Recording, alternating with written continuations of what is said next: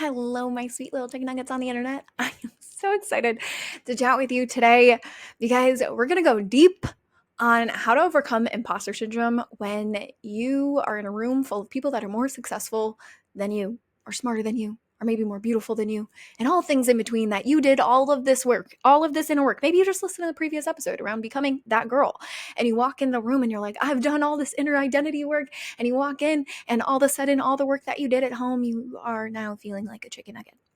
So I want to talk about that today because it is such a real and alive and valid feeling of the human existence as we step into new realms of identity and shifting and bigger levels and bigger rooms and just all of these invitations that come when we claim bigger roles in our lives.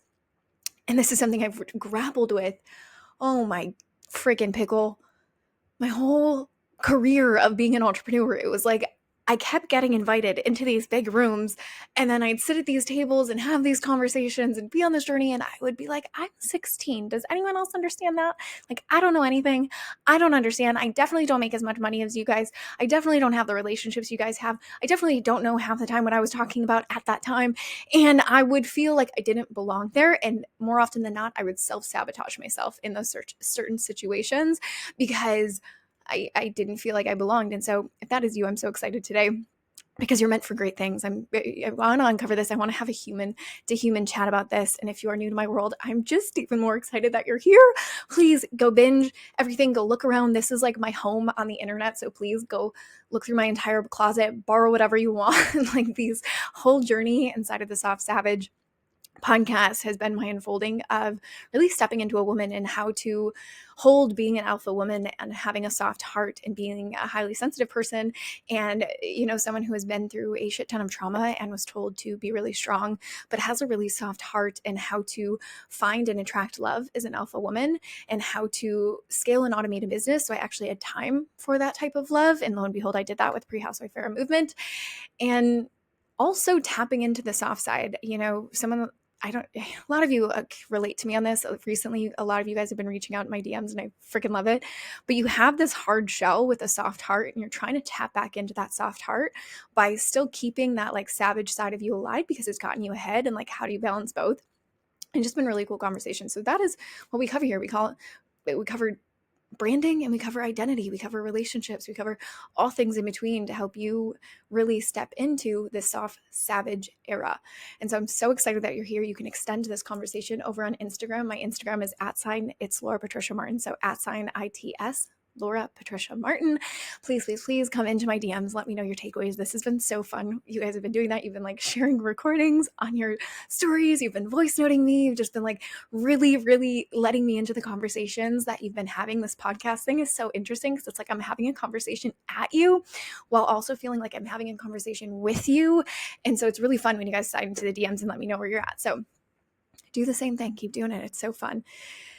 And so if you've ever felt like an imposter, welcome to the conversation because you're stepping into new arenas, you're doing new things, and it's completely different departments. So in your brain, in the way that it fires and wires, of course you feel like an imposter. You've never done it before. That's what an imposter is until you eventually do it so much that you no longer are an imposter, you're an expert. But at some stage in your journey, you have to be an imposter. And so as like you walk into these rooms, I don't know why I just said like, but as you walk into these rooms, you have to feel okay with the fact that you're at the beginning stage. And instead of feeling shame from that, feel excitement, feel curiosity, because every person in that room at some point or another was a little chicken nugget too. And how they got to where they were is getting in rooms like that.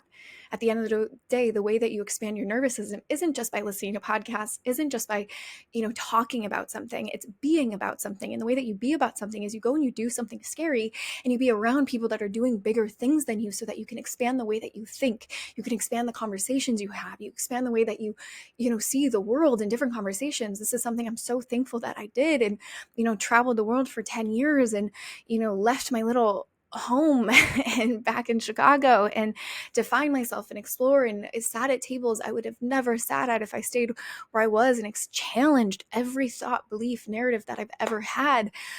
And that extended now to business, where I love being in rooms where I know nothing. Like I love being the dumbest one in the room. my self-righteousness and my ego loves being the smartest. I love leading. I love being, the alpha. I love, doing my job and doing the things and being the expert in my arena. But I also love sitting at tables, being quiet and just observing and asking the right questions. And so what I want to talk to you about is if you're feeling like, oh, why me? Or, they're going to find out that I'm not as successful and I have to act and I have to be and I have to pretend like, here's my stuff. And I be the loudest person in the room and outperform and, earn my seat at this table. I want to talk to you because that's not fucking true. And you're probably shooting yourself in the foot.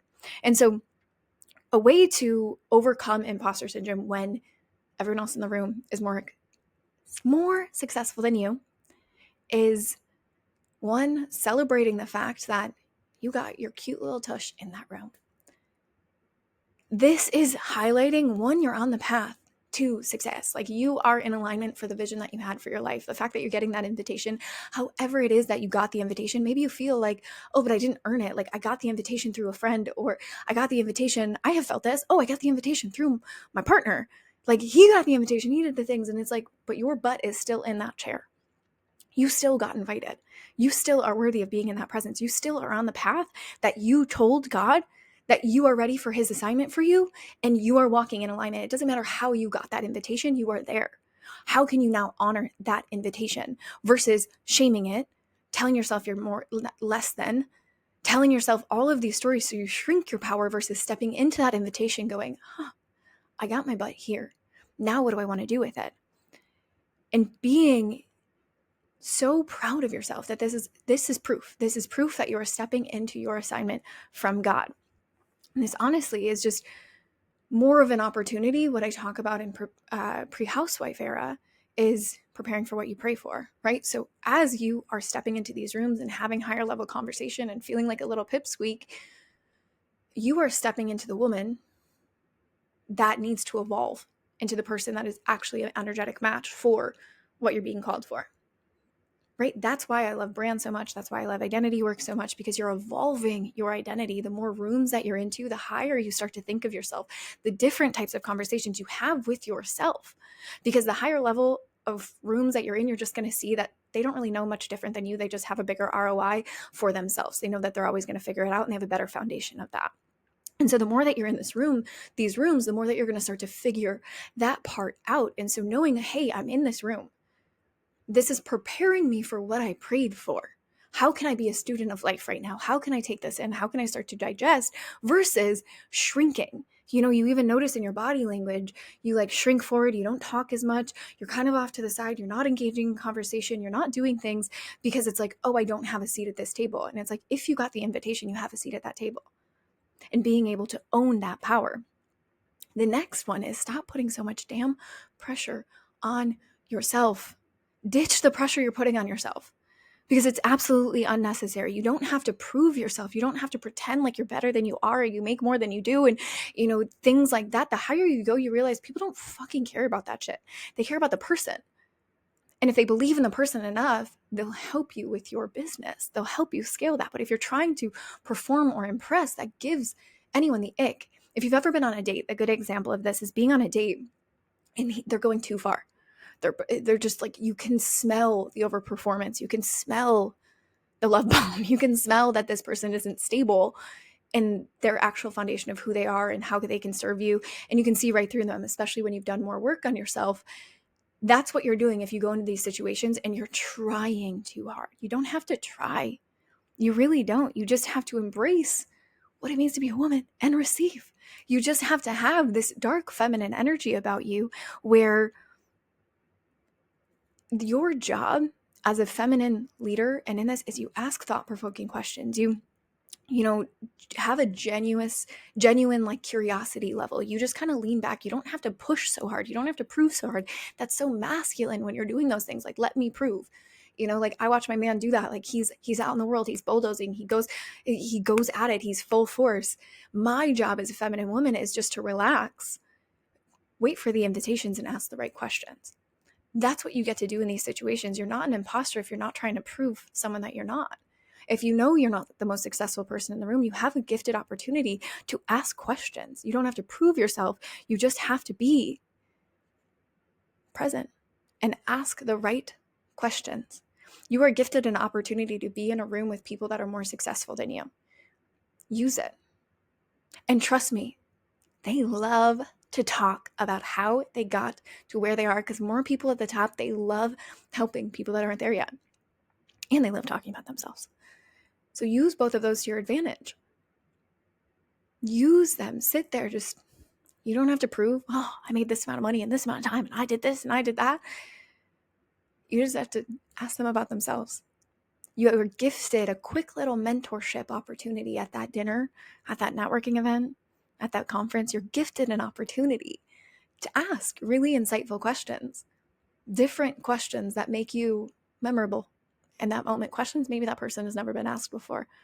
You're gifted that. That's something you get to do. You don't have to prove anything. You just have to ask the right questions.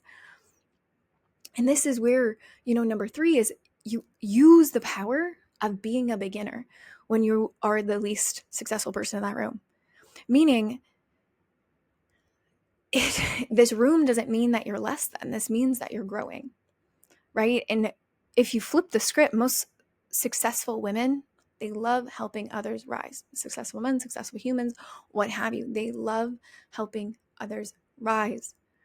So if you're open and honest about what stages you're at, doing it with power, doing it with conviction, asking the right questions, like I said earlier, they're only going to want to help you. They're not going to shy away from that. They're going to want to give you an opportunity. They want to help someone that's on the rise. When they see their character and they believe in them and they see that you're not trying to impress them or, fluff up your feathers for them, they're just like, oh, this is someone I, want to help. That's what it's like at the top. Like the higher you go, the more helpful they are. It's so beautiful. So use that to your advantage. Talk about where you're at. Talk about who you're trying to serve. Talk about, the normal things, the normal questions. Like, be a human. This is why when I say personal brand, it goes into these situations. This is your personal brand. You don't have to drop the ball. Like, is your personal brand that you've been building, is it convicted? Is it powerful? Is it bold? Does it need to be the loudest person in the room or the most successful person? No. But she's probably convicted and bold. And so when you're sharing where you are on a personal level and relating human to human, you're using the beginner level of which you're at to relate to someone which they admire, and then they want to give you advice. It literally happens every freaking time with me. I'm at a dinner that usually, I will be honest with you, I didn't get invited to. My partner usually did. But I get to ask questions, and more often than not, I'm at these dinners, and these girls end up becoming my best friends. Because I'm asking the right questions. I'm doing person to person. They're way more successful than me at this current time in my life. But the heartfelt connection, and now these people just want to help me rise. They just want to help me build the business models that I want to build. They just want to help network and grow and be friends. That's what comes. Use the beginner mindset to speak your truth, to see what's going on, to connect from your heart. People are starved for that. Number 4 is when you walk in, don't compare, command. You have done incredible things in your life. You're maybe not finished yet. But something I find myself doing when I start to feel like a little pipsqueak is when I'm comparing forward versus comparing what I've done, right? When I'm comparing forward, I have millions of dollars to make. I have a house to build. I have, kids to make. I have certain stages in my relationship I want to achieve. There's a huge list that is, I can't even see the end of it. And so when I'm comparing forward and I'm feeling anxious, I feel not enough yet because there's no end in sight. And that part of me I haven't experienced yet. And that's when the anxiety trips up. That's when the comparison trips up. That's when I'm looking at people outside of myself saying, they have it, why don't I? And I start beating myself up, and my energy gets weaker and weaker and weaker. Versus, I have to compare backwards. Look how far I've come in the last 10 years of my life through domestic violence and loss of my mother, and I fucking was a drug dealer and almost dying, and familial issues and abandonment issues and cheating and losing the love of my life and sexual assault. Like, the list goes on and on and on and on and on and on. And I've built several successful companies to where I am right now. The life I built when every odd in my life was stacked against me. I'm here at this table, at this event, speaking on this stage. I've done all of that. And of course I have so far to go. Of course you have so far to go, but look back at it. as the song says. Look back at it. Look how far you've come. Why would you not believe that you are worthy of being at that table, in that room, at that conference, speaking on that stage with that client? You have to start to command attention, command your journey, own your journey, and stop comparing. Of course, there's always someone that is prettier than you, richer than you, lovelier than you. There is always people that are going to be better than you. Even those people that you think are better than you, they have the same struggle. We all have jealousy, we all have insecurity, we all have wounds. It's a beautiful thing about connecting to people. You understand this. So focus on your own journey. Focus backwards. Look at how you've come, how far you've come, who you've become, what you've built up until this stage. Of course, you have so much further to go, but when you start to compare backwards, you then command a stronger energy, which then propels your future a lot quicker. You make the connections, you find the relationship, you make the money, you build the brand, you do the things because you start to build this out by the power of your story versus a made-up thing that you're comparing yourself to, visualizing and thinking everything above this is so much better. You have to own who you are, get the foundation rooted in who you are to be able to get there from with a grounded space. That one hit for me as I was speaking that. Number 5 is when you do that, you are way more inspiring than you think. I feel like I shouldn't be listing these off in numbers because it's so it's just fluid. I'm thinking that as I'm talking about this right now, but we're going to keep going since we already went through it.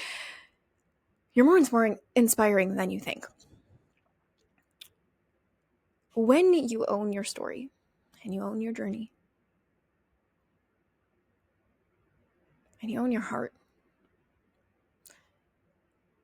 that is one of the most valuable things on this planet, the most magnetic things on this planet. And you have to start telling yourself that. You know, it's a really hard battle I've had to walk through in my life is being able to be validated from the inside out. A lot of my life, majority of my life, I've been validated from the outside in. How I look, how much money I make, what my grades were, how good of a basketball player I was, who I was dating. I looked for that validation outside of myself. And I thought I was only inspiring if I was doing something and achieving something and getting something. And as I started to step into this soft side of my soft savage season, everyone around me, like, sure, they think I'm cool as fuck, right? Like people but like I get a lot less applause now and a lot more, I'm just proud of who your heart is. And I love you because of the heart you have. And for me, that was a really hard thing to grasp because it was essentially intangible. And it felt like, but what do you mean? Like I'm doing all these things and I sought after the praise. I sought after the good girl. I sought after how much money. I sought after all these things. And those things are great. Those things are fun, but they're bottomless and they're empty. And it wasn't until I started to realize I'm just inspiring because of my heart. I'm inspiring because of how I've led myself. I'm inspiring because of, the energy I can hold in a room full of humans and the heart I can keep alive in my business and in so many circumstances of my life that really can turn on the performance side of me. I don't. So I've had to own this side of me that is inspiring. And so you have to own and you have to remind yourself that anyone in that freaking room, anyone at that table is lucky to know you, is lucky to sit next to you. And it isn't in the value of showcasing what you have and what you do.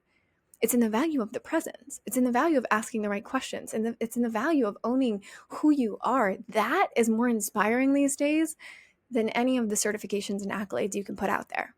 That is what commands respect and attention. And that is what inspires people to want to connect with you.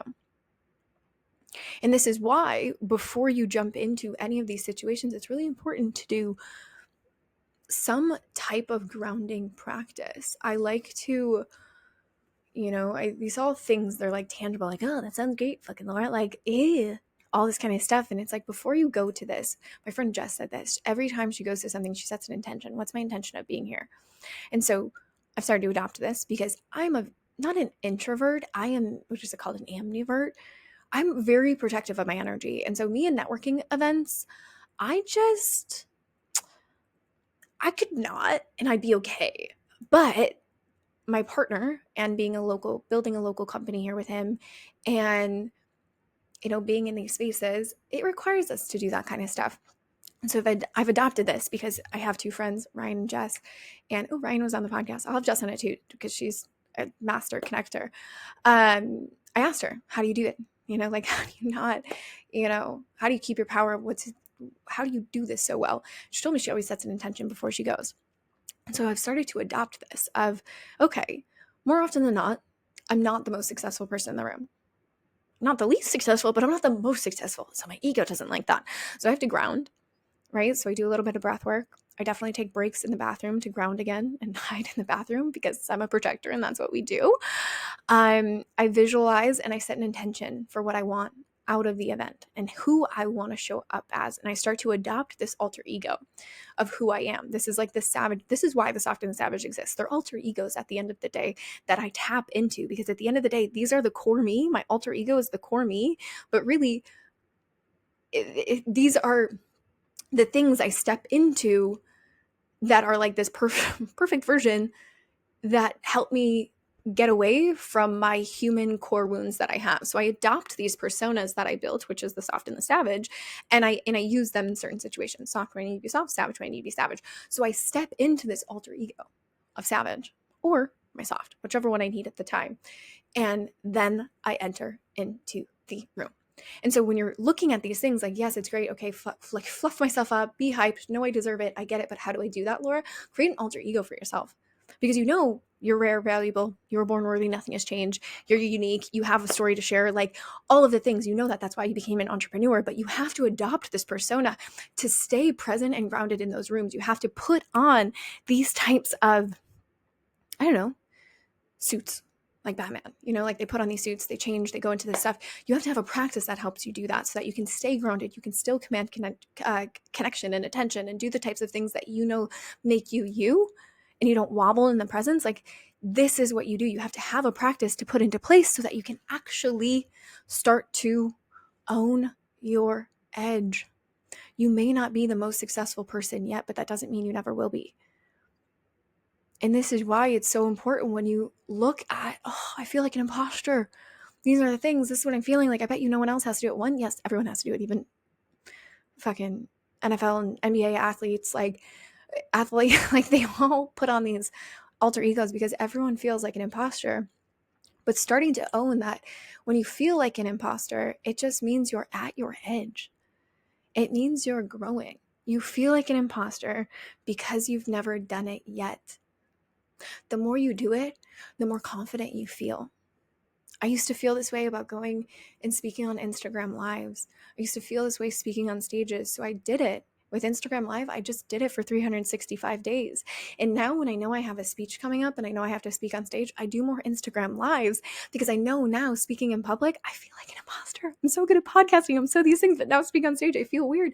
So I want to be in front of a live audience again. So I practice doing Instagram Lives, and still to this day, I feel like an imposter. But I remind myself I feel like an imposter because I've never done it, or I haven't done it enough yet. And all I know is I'm right on the edge of my growth. You are right on the edge. You are at your growing edge. Are you going to expand or collapse to it? Because that's the cheeky thing about our nervous system is it's going to pull you in. It loves staying comfortable. It loves the predictable. It loves the on repeat. It loves those situations and circumstances, and it will convince you with its power so badly. It will continue to provoke you in those ways. It is your job to expand that so that you can go on the journey and serve God's mission that He called you to do. He didn't say it was going to be comfortable. He said it was for you. And you just have to walk, and you have to take a move, and you have to take a step and know that your edge will soon be your average. But you have to put in the reps to make that happen. You have to be okay feeling like an imposter. Now it's a thing where I literally have this conversation with myself anytime I'm in these rooms being like, yeah, that makes sense. But I know if I do this again, and if I do this again, and if I do this again, I won't feel this way anymore. So I might as well just do it again. Just like going to the gym, just like doing certain things. Like I have felt this at the gym using the squat rack. I have felt this on dates with Eddie. I have felt this in my business. I have felt this in so many different capacities, in so many different arenas, that I'm just like, hey, I'm putting in the reps. Of course I feel like an imposter. I've never done this before. How can I continue to grow my edge so that this becomes my average? And then I can get to a new edge because I'm addicted to gas, you know? The other things to focus on is when you understand it's your edge, it's going to be a lot easier to make connections. Again, connecting with your heart, doing the things that are necessary to build right at this stage is building relationships. Like I said, when I first started getting in the rooms that I'm currently in, I didn't have as much as I have now to give. I was on my journey. I was growing. I was learning. But I knew being in these rooms were going to expand me. So I focused on relationships. I'm really good. I'm a double Libra. I'm a relationship girl. And now my friends are some of the most successful people on the planet. But more than that, they're the most supportive friends I could have asked for. Where all we do is collaborate and grow and build and have the deepest conversations and the most expansive conversations. And I could ask for literally nothing less. And so your job right now, maybe you don't have the big things to offer, but you have your heart, you have your story, you have your vision. Focus on relationships. Focus on the long-term vision, because at the end of the day, if you're in the room, it means you're on the path. Which means, how can you use the school of life right now to get you to the next level that God has called you to do? Build the relationships. Think of the long-term vision. Know that you are rare, valuable, and worthy. And ask the right questions. Because you're in the room, which means you're on the path. Which means you're gonna get there, right? Like, being at these tables, I talk about the story, how I got at the room with my mentor. I went instead of her client, I went as a peer to a conference she was going to. I went to the dinner. I felt like an imposter for a second. And as I sat at that table, I realized nothing is different about me and them. A girl at that table, I just walk across the stage getting a 100,000, 100K award in front of her whole audience and doing the things from a relationship I built at that time using some models that she taught me. Building another one out where I'm using systems from another one. Like, I now have these relationships. And because I'm at these tables, having these conversations, really realizing nothing is really different. My business has now more than 10x'd at this point because I became the person that felt worthy of being in those rooms. And I stretched my edge to be my average.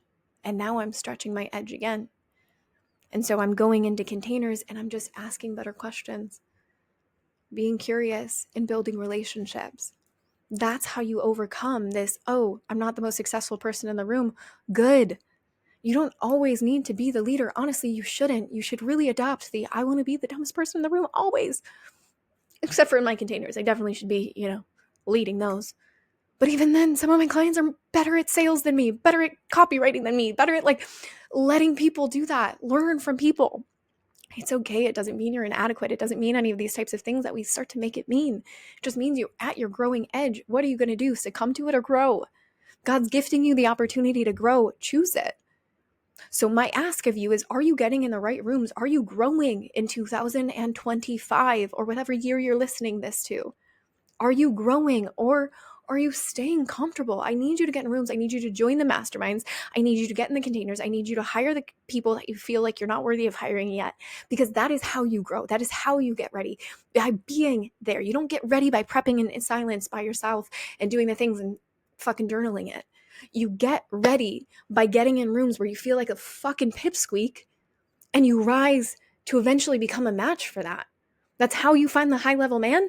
You start dating high level men and you feel fucking weird doing it for a while until you finally meet the one and you're like, I'm prepared for this. Same thing with business. Oh, I'm prepared for this. Now the clients that come into me, I would have felt like a little pipsqueak. Now I'm like, I am so prepared for this. This is great. What's next?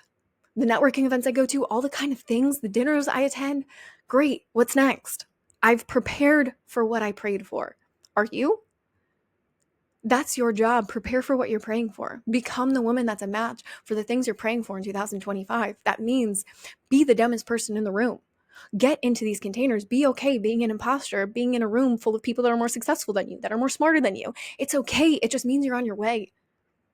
And so I hope this message landed for you. I know I needed to hear it. Every time I open these things, I'm not quite sure what's going to fully come out of my mouth. I have an idea. But this one felt so nourishing, and I know it landed on your heart. So please come over to Instagram, share what happened, share your screenshots of things, tag me in them. Like, this is the most extraordinary thing on the planet. I know y'all are getting your podcast wrap-ups right now. Like, share your stuff. It means the world. I want to continue this conversation in my DM. So please, please, please reach out. And then if you want to take this a step further, you have Boulder Branding Academy. I have VIP spaces. I have masterminds. I have all things in between for whatever stage you're at inside of that brand and identity work. So just reach out, because 2025, holy shit, is calling you, baby, and it's time to rise. So I'm excited to see you on the other side of that. Enjoy whatever you're doing this week, and I love you. See you there.